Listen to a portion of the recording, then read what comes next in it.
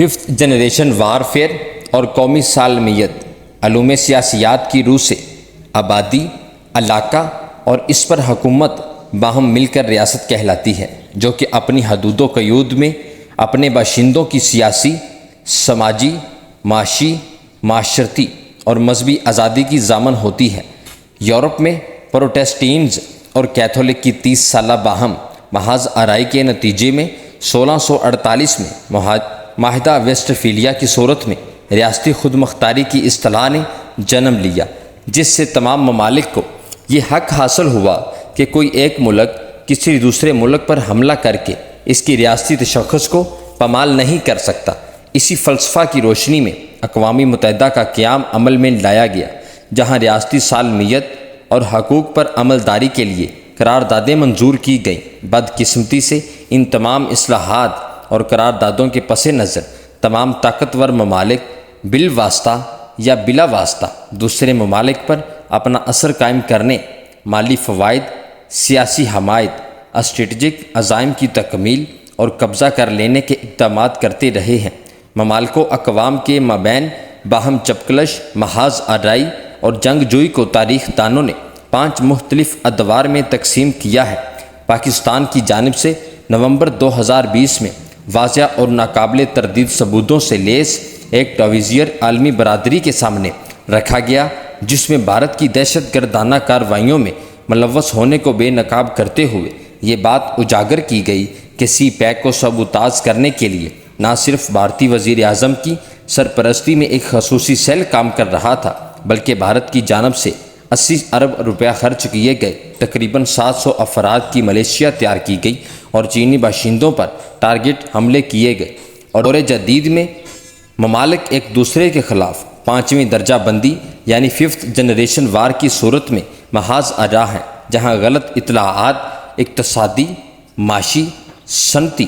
تجارتی، ٹیکنالوجی، معاشرتی، ثقافتی، نظریاتی، سفارتی، سائنسی، cyber war, artificial intelligence, electronic و print media, social media, propaganda, بیان بازی، جاسوسی، نان اسٹیٹ ایکٹرز، پراکسی،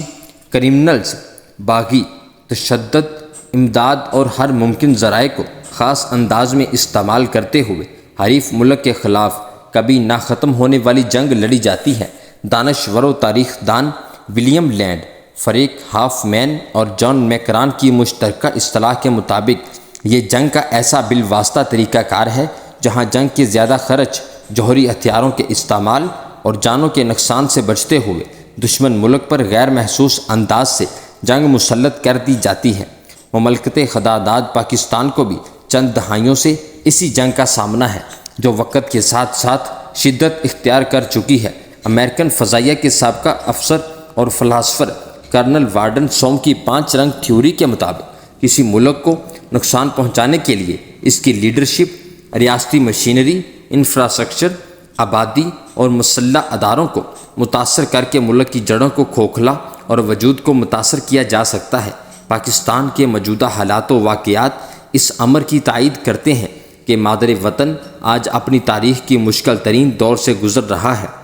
عرصہ دراز سے دشمن کی جانب سے پاکستان کو اس 5 رنگ تھیوری کی عین مطابق ہر زاویہ یعنی معاشی عدم استحکام، اندرونی بغاوتوں، لسانی تقسیم، سماجی خلفشار اور مذہبی فرقہ واریت کی مقصدیت کے تحت تمام ریاستی ستونوں یعنی انتظامی ڈھانچہ، ریاستی سالمیت، خارجہ پالیسی اور مسلح افواج کو متاثر کرنے کی مذموم کوششوں کے بعد اب عوام میں سیاسی اختلاف رائے، پسندیدگی اور رجحانات کو شدت تناؤ اور فاشزم میں بدل کر سیاست کی آڑ میں ریاست کو نشانہ بنایا جا رہا ہے، جس کا فوری تدارک ناگزیر ہے۔ بھارت نے پاکستان پر اندرونی طور پر جنگ مسلط کرنے کے بعد عالمی منظرنامہ پر بھی جھوٹے بیانیے کی صورت میں بھی حملہ آوری سے دریغ نہیں کیا۔ 2019 میں یورپی یونین کی جانب سے ڈس انفلو لیب کی تحقیق و چھان بین کے نتیجے میں یہ حقیقت آشکار ہوئی کہ بھارت کی جانب سے بے شمار ایسی ویب سائٹس بنائی گئیں